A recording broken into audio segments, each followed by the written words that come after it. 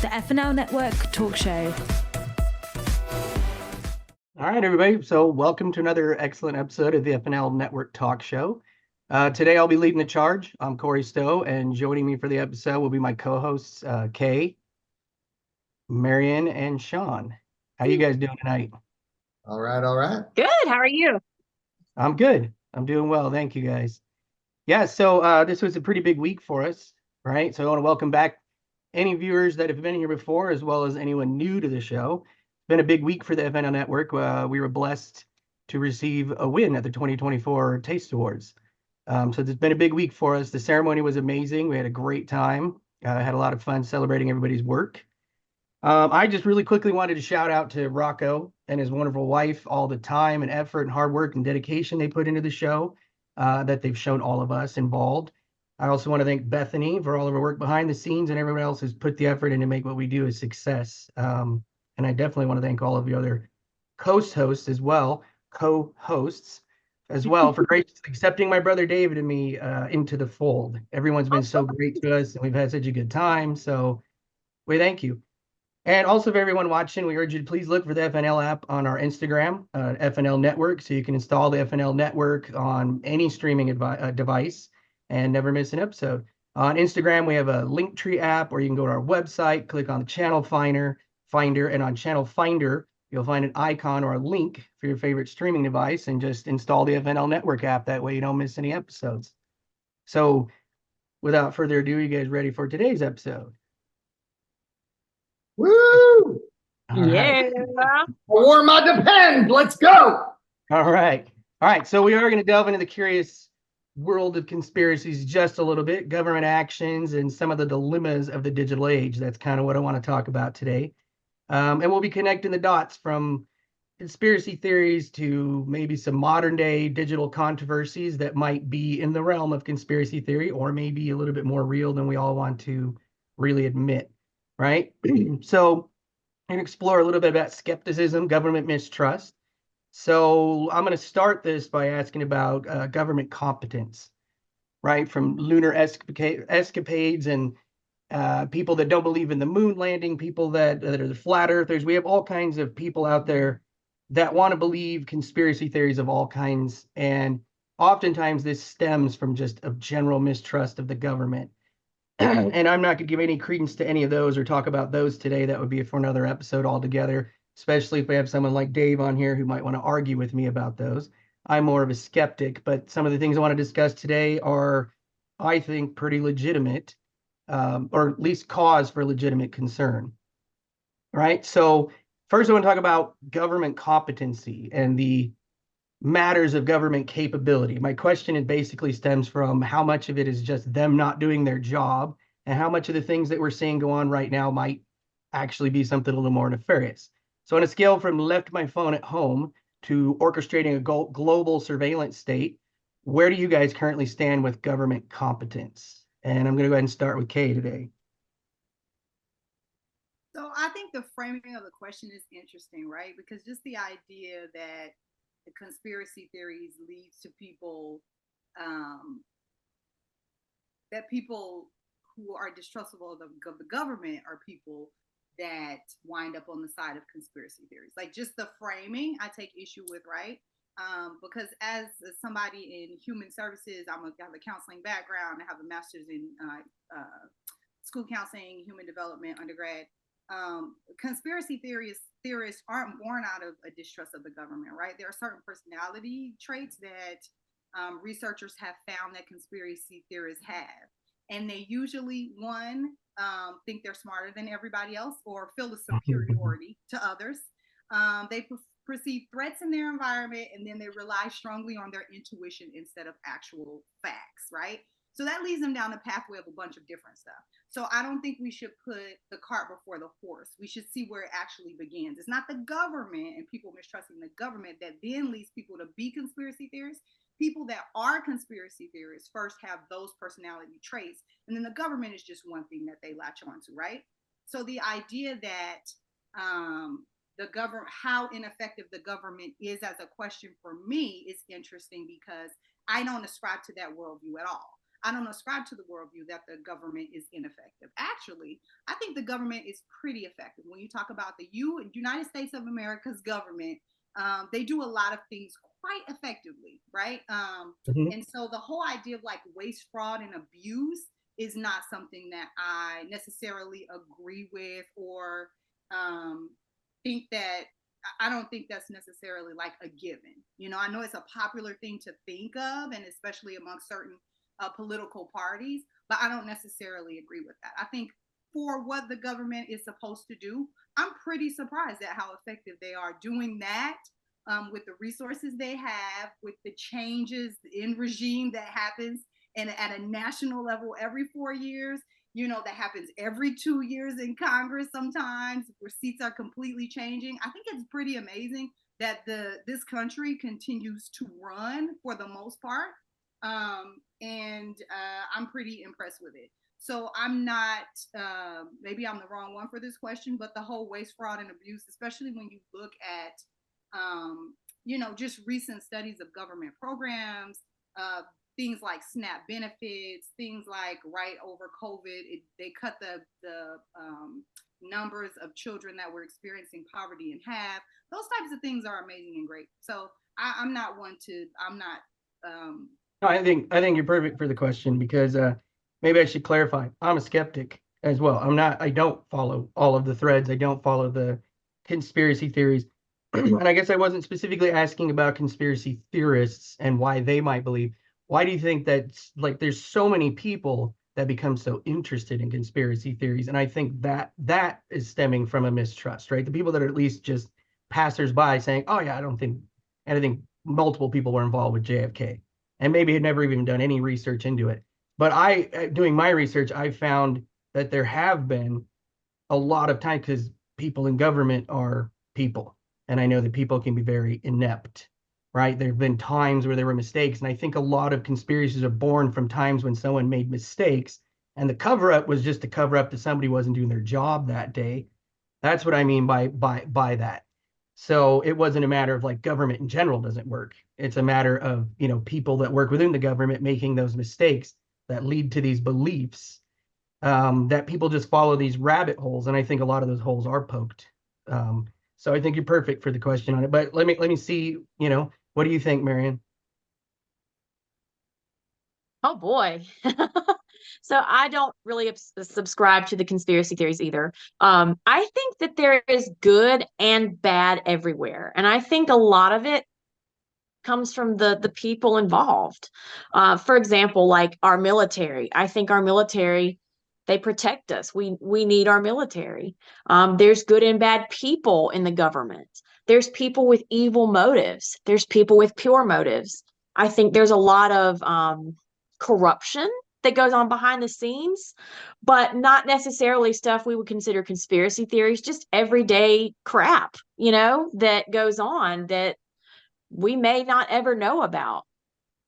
I do think that a lot of conspiracy theorists do have a mistrust of not just the government, but everything and everyone. Probably all I've heard authority. a lot of crazy, yeah, I've heard a lot of crazy, crazy, crazy stuff, including that there are people that are lizards that walk among Right. us. I don't believe that. I'm sorry, I don't. But there's so many, and it's interesting. I mean, I have read a lot of them, a lot of the theories, but the stuff like, oh, there's lizards walking around. I no. I mean, there's lizards, yes, but basically they say that I could be a lizard or Sean could be a lizard or any of just Walking around in skin suits, right? don't. If you Yeah, know have you Sean, heard I that feel like one? that's kind of likely. Like, let's not get into that. But No, they run the gamut for sure, for sure. Yeah. so I think we have some very good people in the government, and like Kay was saying, the SNAP benefits and the different things that help people in need. I think those programs are wonderful because that's what makes a government great is when they can help their people. But Hmm. at the end of the day, I do think that there is positive and negative there. We just have to look for the silver lining and look for the positive. And if something major that is negative comes out, then the government should deal with it. Yeah. Well, what do you think, Sean? I just think there's so many different components to this. For instance, I think all governments will have corruption. Like the idea that everybody gets a fair share sounds great. And then you look at communism, which it was all about the, one party basically distributing everything equally. And then what happens? The person, becomes a dictator, and then Putin never leaves. So, some things may start with good intentions, and then the people behind it, pretty much like everybody else has said, I think makes all the difference. As far as lizards, I hear a lot of our belief systems and aliens came from, we formed from aliens. That's what Scientology says. So I do think Tom Cruise is part lizard, but I still like him. So it's all right. I'll still watch the next, Mission Impossible movie. For our government, things like JFK, UFOs, did we find a dead green man somewhere, and that would ruin people's views of the Bible being literal and that we're the only species. So now they're not sharing these theories. Who knows? As far as the government working, who can do it better? When you give it to like one group of people to divide equally, then you wind up with, communism. When the people, went ahead and got rid of Marie Antoinette, well, then you just have a bunch of peasants with no teeth running around. So who's going to keep the schools going? Who's going to fund the police? Who's going to fund the military? We are a socialist nation. That's what I think is so funny. Everybody's like, oh, I hate socialism. I'm like, do you like Medicare? Do you, if you were poor, do you like Medicaid? Did you like the checks during COVID? Do you like a free education for your kids? Do you like the school bus? Now our taxes are lower because we don't give free college, and we put GMOs in our food. So our food prices are lower, and then we're fatter and on Ozempic. So I don't think there's an easy answer, so I think it goes all around, the place. I think it's just, where's there's money, there's corruption. The powers that be never want to surrender their power. And why would they? Whether, you're on the left, you're on the right, and that's why the gerrymandering to keep the same people in power. And a lot of times race will be part of that, because if you already had the power, you don't want the next person to come along and take from your family, even if per se it's not based on race, it's based on putting yourself and your own first. And I think that's kind of a human inclination, and that creates corruption on all different types of levels. So, I don't necessarily believe in conspiracy theories, but I think we have enough checks and balances so far in our government that as long as we don't, elect a dictator, hopefully we'll be okay. As long as we can keep the Supreme Court, keep Congress, keep the Senate, and we will see in the next election if that's what happens, or we might turn into communism. So we don't know. Yeah, we definitely got a state of the republic, man. That's the big thing right now. I am seeing a lot of that going on. So, and I agree a lot with what Marianne was saying too. And in my own opinion, I feel the same way. There's goofy people and everything. There's good people, bad people. There's people with good intentions, bad intentions. I think most of the people I know and meet have overall good intentions. I think a lot of them have bad intentions in some of the moments, but there's still also there. I mean, Hitler was a very real person. Stalin was a very real person. These were real people. Those intentions exist just as much. So like Sean was saying, we do have to watch for it. So I'm glad for the conspiracy theorists in the form that, there's somebody out there willing to entertain the reptile human story to check every little dark corner of the universe, I guess. But I do remain in the realm of like, not so much for me. But Kate, just as an extra question before we move on, I'm very interested. Do you have you were talking about the psychology of conspiracy theorists. Is there any of that you can share with us? Anything interesting there you remember? Yeah, no. So there's a research study that just came out that I thought was really interesting. And the reason is because it studied 170. So, the best research and most broad is a study that's going to study other studies, right? So this study studied 170 other research studies. So it was 158,000 participants in all from the United States, the UK, and Poland. So it's just interesting that they looked at personality traits of people who are conspiracy theorists, and those three things stuck out. People who rely strongly on their intuition instead of facts. So they're doing, I feel this, I feel that, instead of the actual fact. They feel a sense of antagonism and superiority towards others. So they know more than everybody. They're the smartest people in the room. And then there's a certain dislike for others that are not within whatever group they identify being in. And then they perceive threats in their environment. So there might not even be threats in their environment, but they perceive those as such. So I think it's important when we're talking about these people to realize it doesn't matter what the situation is, right? We could be in a utopia, but if you think in those ways, you're going to see things in all different areas, right? So I did it on Comic-Con on conspiracy theories, and I'll do it in July as well in this Comic-Con.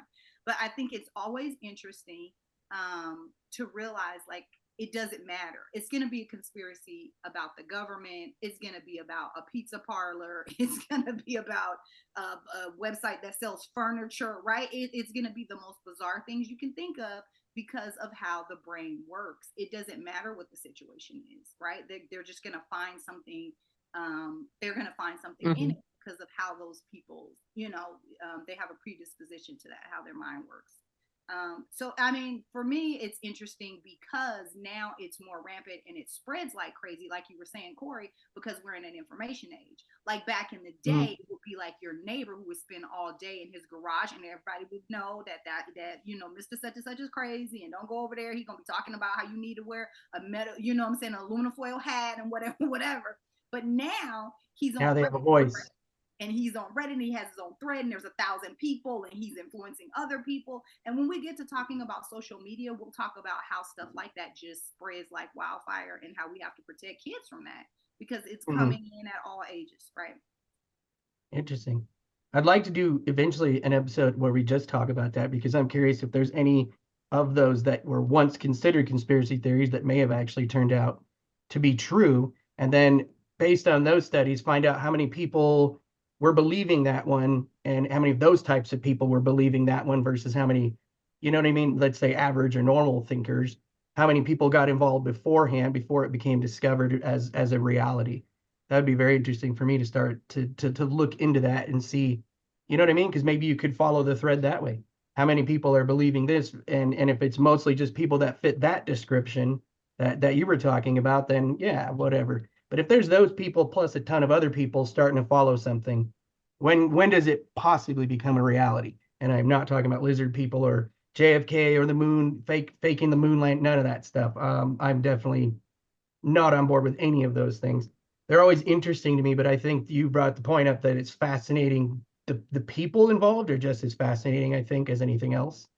And maybe watching it on TV sometimes is more of watching that train wreck more than the actual thing, believing in the thing itself, right? It's a very big possibility. I'm not sure. But let's move on. So we'll dive into the heart of the digital age at this point. The reason I'm bringing conspiracy theories up is because people are calling everything that's been going on with TikTok a conspiracy. And it's kind of blurring the lines between national security and people just wanting to dance on videos, right? So the buzz right now on TikTok is we're imagining a world where the government tries its hand at social media. So the idea that if the government doesn't allow TikTok for whatever reason, and the government did decide to get involved with their own form of social media, right? So they, like I said before, I feel like a lot of the conspiracy theories become popular because they stem from distrust of government. So right now, considering some lawmakers' zest to ban TikTok, if they had to replace it with a government-approved app, what do you think that would look like? Like GovTalk, featuring daily briefings and tax filing tutorials. What do you guys think it might look like if the government had its own social media platform of that kind? And I'll start with Sean this time. I don't think it's going to happen. I mean, most of the people, if you watch any of the news broadcasts in our House of Representatives and Senate, are like 70. So half of them don't even use social media. Some don't even use their emails. Some, who I will not mention, are crooks who never put anything in writing for that reason. So they're not sending text messages. It's almost like the mafia calling you at a payphone. So I can't picture, all these people coming together. They can't regulate Facebook and things that are based in the US.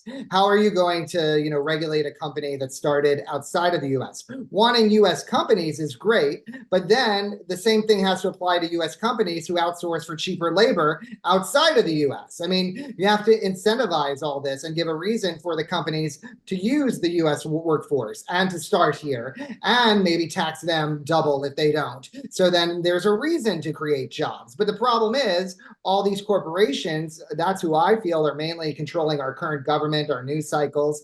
And so if you're being funded for your election, who's going to bite, the hand that feeds you? And even with conspiracy theories, sometimes it could be based out of science or even just public opinion, and they evolve. Most people that when polled now feel at some point, whether it's rape or what have you, a woman should have the right to have an abortion. But the Supreme Court didn't agree with that, but most of America seems to disagree. Most Americans no longer are afraid of marijuana, like in the 1950s, thinking it's going to make somebody a drug addict. When polled, when surveyed, when voting, half the states legalized it. So, and even for me, the biggest, change in mind is COVID, how quickly it evolved. Because everything was, you have to wear a mask, stay indoors. And a lot of it was trying to protect others and people with the immune issues and other health issues who maybe were affected. But it went from protecting and care of oneself and others to just, forget everything. We're starting with a herd immunity now from now on. So of course, I mean, to me, it's just a radical change from, wearing a mask everywhere to wearing one never, unless you really want to. But some is science and a lot is economy. How long do people want their businesses to suffer? How long can it suffer? And how much money is the government going to hand out? There's just so many factors, to me, to all this. But the government, due to mainly being run by senior citizens, will not be creating a social app anytime soon. That's my final take on that one.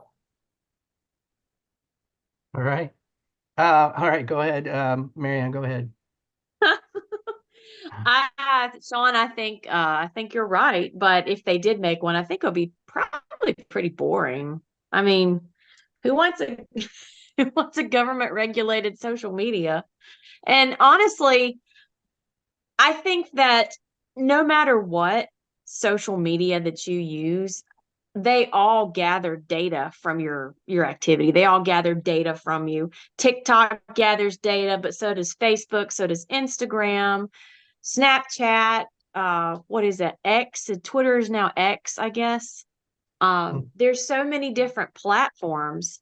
And, I feel like no matter what you use, someone's going to get some information. I mean, even with what you look at on different social media sites, you get advertisements. Heck, I get advertisements when I talk about something. It's creepy, but I don't see the government creating a social media. And if they did, I think it would be incredibly boring and dry. So you don't think it would be that exciting then? I mean, Probably not. Do you? I don't know. Let's have, if we're getting back to how many of them are going to be inept at it, how many of them are not going to do such a great job at it. So I'll let Kay take it from here, because Kay, you were saying earlier about how the government can do a lot of great things. So why don't you do you believe this, or can you possibly defend the idea that they might do a great job with it? I actually can, because I don't know when the last time you guys had to get a ID for a 16-year-old, but I recently did. And the last thing I was like, oh no, I don't want to go to the DMV. But if you go online, the DMV now has an app, right? So you can fill out the information for your person, for your kid. For me, it was my kid. I could fill out the information for my kid, and then it would hold your place in line. Because it's like, okay, I have all your information here. Click on the DMV you want to go to. We'll hold your place in line. So then when my husband went to go take her there, because I wasn't gonna do it myself. That's why you have a husband. When he went, she was able to go in and be seen and do her little, picture and blah, blah, blah, and run it just like that. I don't know. I can't tell you the last time I've been to the DMV and just been able to get in. So that's one thing that they've instituted. So we were talking about this recently, because we were like, man, this is a game changer, because we have to get this kid a passport, right, eventually. And so we were like, oh my gosh, like if other things were that, whoever came up with the DMV app, whoever did that, whoever came up with that, if they put that person in every other like government situation, you know, just think about every other thing we have to process that takes government approval. If they came up with an app for that, and they made it so it was that easy, so we could just automate it, go through, you know what I'm saying? Like I was just like, whoever this person is, I hope they got promoted. I hope they got the stuff they needed, because I think Sean is right. What we see is these 78-year-old senators, and they don't know what anything Mhm. is or how to do anything. But that's just one part of government, right? We have all of these different other parts that need to run efficiently. And so I just think, like, if we can do more of that type of thing, like make yourself in the DMV mode, just think how much easier so many things that we have to do would be. Yeah. So Mhm. I think there's a huge potential there. What Well, about for- how I guess long we need they to hire took some to 23-year-olds. I don't know. what about how long it took to get all that operating? I mean, we've had apps like that in private sector for 20 something years. And I always feel like the government has this massive pool of all of the talent of the country to draw from. It always amazes me how long they seem to get on board with some of that stuff. It may speak to what you're talking about too, that maybe some of the older people there are putting up roadblocks, right? I'm not sure, but that kind of leads us to our next question. Anyways, when we're talking about TikTok, right? For me, it's hard to reconcile the call for banning TikTok when they're citing data privacy with the idea that, you know, maybe just maybe our dance moves are a national treasure, too precious to, you know, share with the world, or whatever it is that they're thinking in their minds. I like TikTok. I enjoy TikTok.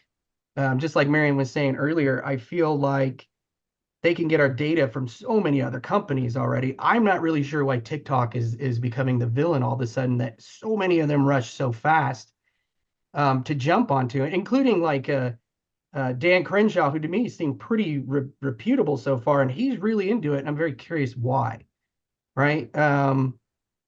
But there's other arguments, bigger arguments, I think, that it's negatively impacting the youth. And I think that's a stronger argument about it, because we are in the early phases of learning really what does so much social media do to our youth, and how dangerous it possibly is something we're new to discovering. But if social media is indeed impacting our youth negatively, what's a radical solution you might propose? Digital detox boot camps, mandatory flip phone years. Mhm. Mary, let's start with you on this one.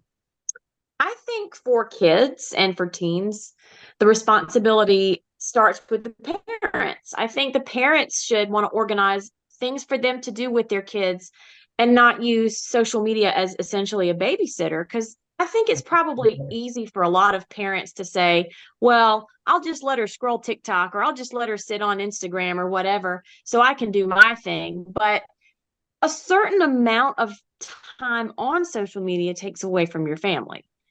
And I think family time is important. So I think a lot of parents would do good to just get their kids outside, go see a movie, go play mini golf, go on a hike, go enjoy nature. I think the responsibility starts with the parents to help their kids find a good balance, and hopefully they'll keep that into adulthood, because social media can be very addicting, and they have said that when you're on it too much, it can lead to depression, because a Mhm. lot of these kids are going to compare themselves to other people. How many of us have looked on different apps and compared ourselves to someone else? It's there. It's always going to be there. Someone's bigger or better at something. But I think getting back to the basics with parents and their kids going out and enjoying life without necessarily having to have social media glued to them, I Mhm. think that's important. All right, so your solution is looking to the family, looking to family time, stretching that quality time out and just into other events. Yeah, that makes Yeah. sense. How do you feel about it, Kay? Well, I think that the Surgeon General of the United States came out with a warning, so there's no doubt that it's harmful for kids. It's not even a question. It Mhm. absolutely is. I am a parent educator, and one of the classes I give is on social media, and so all the research that we have found that has been done either finds that it's negative or it's neutral. There's Mhm. nothing that finds that it's positive. There's no research Wow. that has found that yet, that it is beneficial. And that's period. That's huge. Yeah. So I think when the Surgeon General came out with that warning, that's crazy. So number one, we need to educate parents. So if you want to do anything drastic, I would say make parents and make kids have to go through a special class when they get their first phone, or make them do it yearly when they sign their kids up for the new school year, or whatever, just making sure that they're educated. Because I think what happens is we, as parents, especially as a person that works with kids a lot and works with parents occasionally, nobody thinks it's their kid, right? They think like it's bad for other kids and other kids are being affected harmfully, but not my kid. My kid's smart. My kid's on top of it. My kid knows how to spot crap when they see it. So nobody thinks it's their kid, which is, crazy. Right. So I think that parental education piece would be huge to combat a lot of that, because what we know is that we start to see negative effects on kids after 3 hours a day. So the average kid in America spends 3.5 hours, right? So they just need to shave it down for about a half an hour. So right? So at 3.5 hours, what you see is 46% of kids saying that it makes them feel worse about themselves. 46%, that's almost half of kids are saying they feel worse about themselves. That's insane. If I told you that there was a food that kids, like every time a kid eats popcorn, they feel worse about themselves. Popcorn would be banned in every school in America. Nobody would buy popcorn. They wouldn't sell it at Sam's Club anymore, right? And then 67 of kids say at least often or sometimes they are exposed to hate-based content. Think about that. So when we're raising little mini racists, little mini that are sexist, that are haters, they're getting it from social media apps. Think about that. 67%, you cannot be exposed to something often or sometimes 3.5 hours a day and not walk away and be affected. So I just think that what we're not doing is educating parents enough. Because I feel like most parents, if they heard that, if it was drummed into them, would be like, oh crap, I got to get a hold of this thing. I got to put some parental controls up, or I got to just take the phone away, or we got to figure out something else. So that would be my drastic thing. It's just the parent education piece. Okay. I think a lot of the parents are hooked too, though. I've given some of those same numbers too, because I teach as well. And I've given some of those same numbers to parents before, and they're just always go, "Oh, really? Wow!" And then they But just I would do something for my kid that I wouldn't do for myself. 100%. And I think most parents would, right? I might ride around without a seatbelt on, but I would never have my kid ride around with a seatbelt. Right. I can't tell you how many times I told my kid to eat their vegetables. Do I eat my vegetables, girl? Barely. You know what I'm saying? When you're a parent, that is your job, to protect them first. So I think you might have parents that are still addicted, that are going on at night, or sneaking in the closet, or when the kids are away, or in the car when the kids aren't there. But one thing I do know a parent will do is when they know that it's important to protect their kid, they're going to protect their kid even when they won't protect themselves. Yeah, that's true. I've seen a lot of them pass it off as all, and it bothers me even when I see the adults pass it off, like, they're fine. I'm like, well, it's not what we're hearing, it's not what we're reading, and like you said, we'll still do it. And in my personal experience, I've been like, yeah, I can tell you, if you're sitting up looking at your phone at night, trying to fall asleep, and all the effects of it, like I'm aware of those effects. When you're younger and you're a kid, you're not even paying attention to all that, and your brain's not fully functioned yet, or formed yet, I should say. So the functionality is being affected at the same time. Sean, what do you think? I feel I'm a little underqualified for this subject because I can't even keep a plant alive. So, having a little baby, if the leaves fall off and it dies, do I want to try it with something named Sarah? Maybe not. It might not be the next phase for me. But as far as like social media, I mean, it does, when people are adults and they're a-holes, they started somewhere. So, it might be starting with social media as kids. And I mean, I think a lot of it too is, I understand everybody, years ago, maybe both people in the household either weren't allowed to work or didn't need to financially work. And so now when you have less time, or you're distracted in your world, or you're on with your boss and maybe some nonsense here or there in the car, it is easier to maybe hand your child a device to look at. In a perfect, world, in my mindset, I would try to have a kid only have text and call availability until they're at least a tween. Because what do they need to do on social media? If they needed to do a cute little video because all their friends are doing it, hopefully, me or somebody else in the family could tape it for them or participate with them. And then it's almost like more fun, or a function, or what have you. Ideally, you would hope by the time they're starting to become a young adult, tween into teenager, that they have some more discretion. And even things, like we had mentioned, like where they may get racist material or what have you. Even what if it's accidental? Like if you see South Park as an adult, you can see where the humor's at. That's very inappropriate and poking fun at people's flaws. But if you see it at age 6, you probably just hear the fart humor of it and think it's literal. And so that could really create how you view the world, thinking this is true instead of it's satire. Because where do you have that ability to distinguish if no one's there to help you edit with that? And sadly, I do think it does involve more hands-on action from the parents ultimately, and more restrictions from the parents. And I think short term, the kids might, scream, "I hate you," slam a door, whatever. Yeah. But until they write "Mommy Dearest," I think it normally turns out okay. So, for most of the kids. So that's my take on it. All right, so you're kind of in there with Marianne, where Marianne, you believe that the parents need to get involved. And so let me ask a little side question about it then. Do you guys, what would you guys feel if they came out with kind of an age limit, right? Something like cigarettes and drinking and things that we know that the Surgeon General has a warning on already. We tend to attach age limits to driving, things that take responsibility, or even, the maturity rating of something like South Park.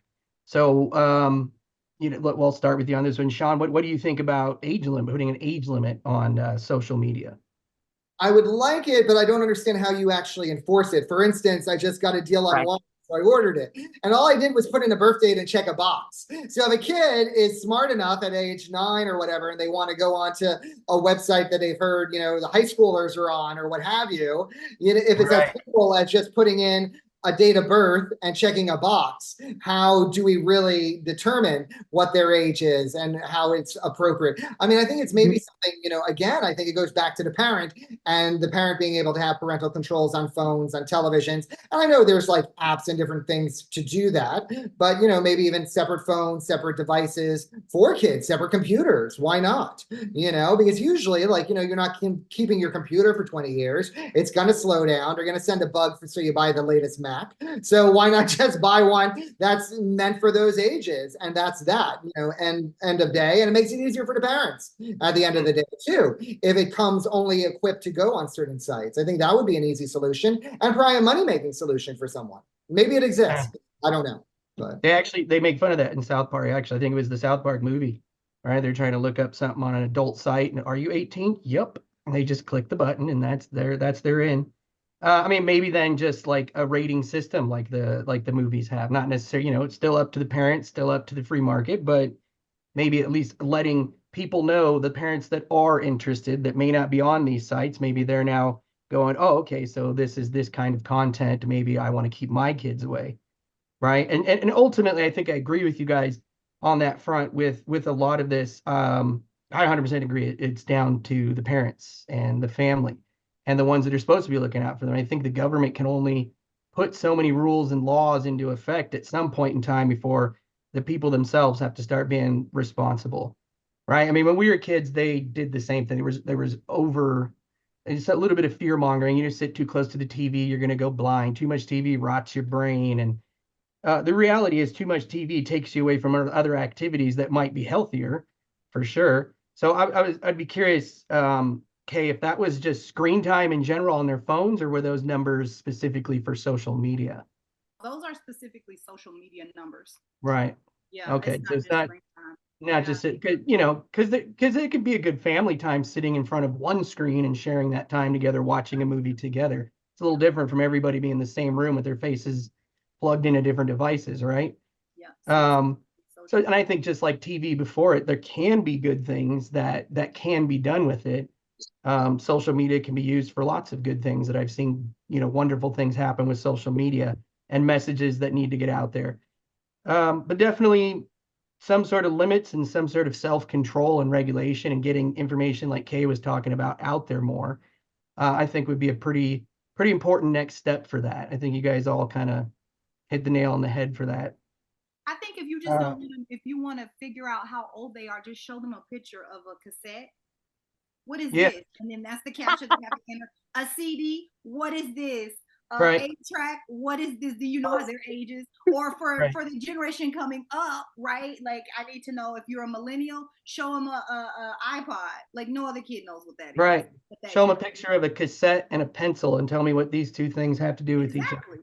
And you're in. You're in. But that may be one of the things that not necessarily social media, but definitely, the availability. When I was a kid, my dad would talk about shows he grew up with, and maybe we would see some of those on Nick at Night, right?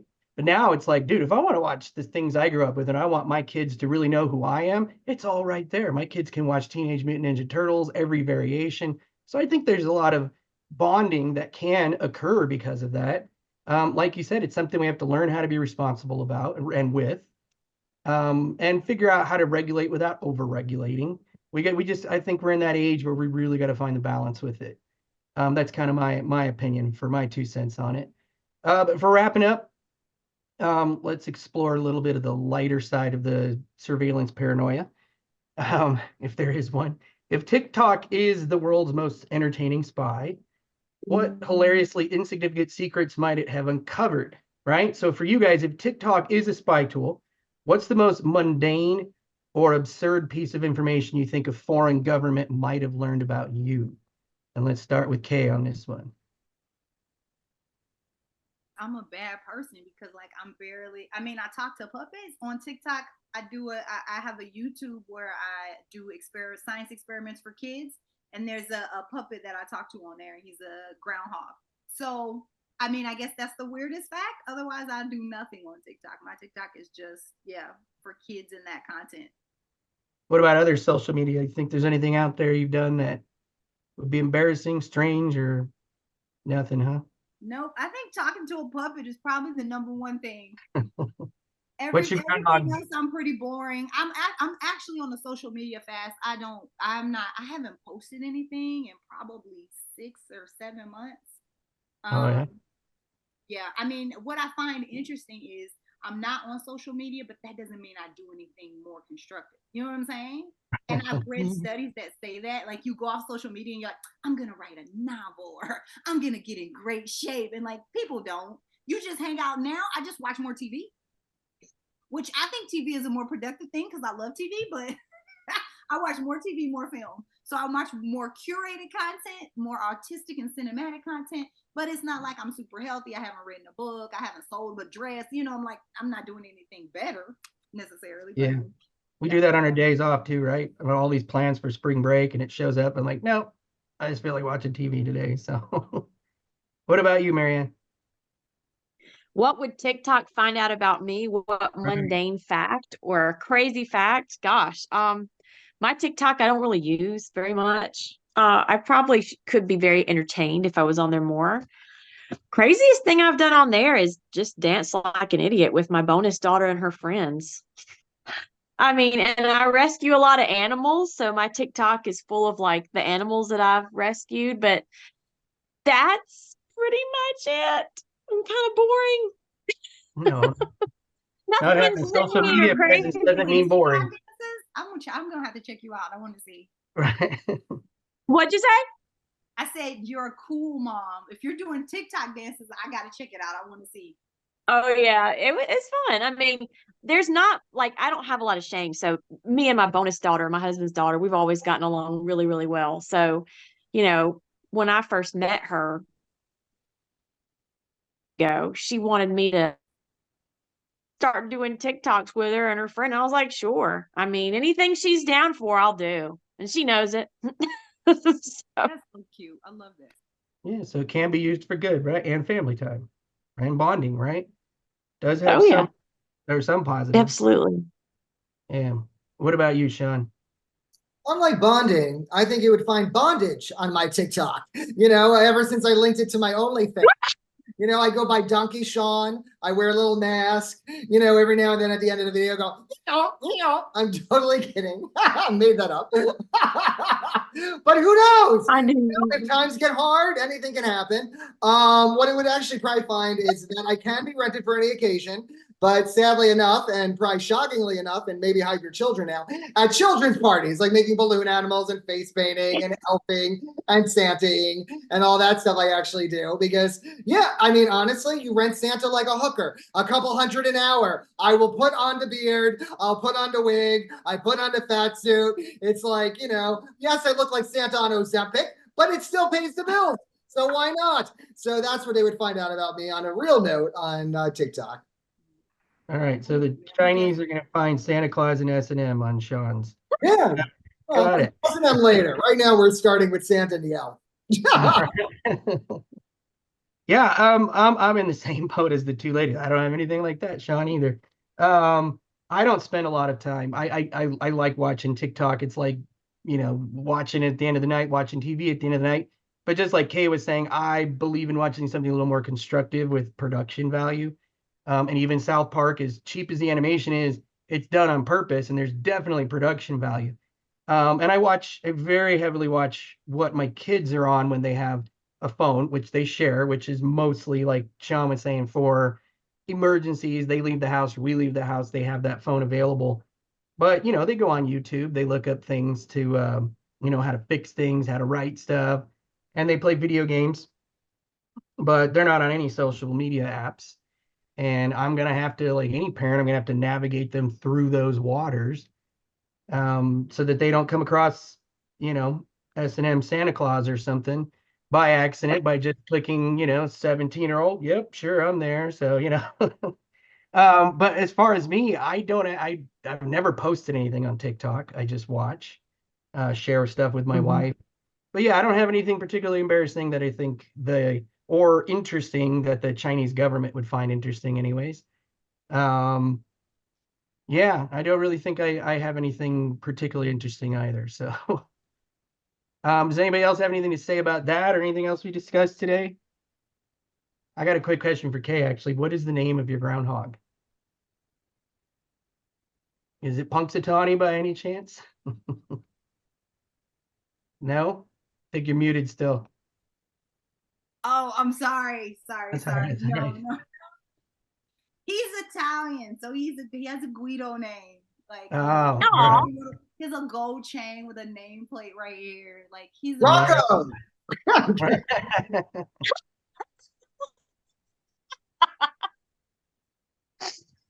Did you say Rocco?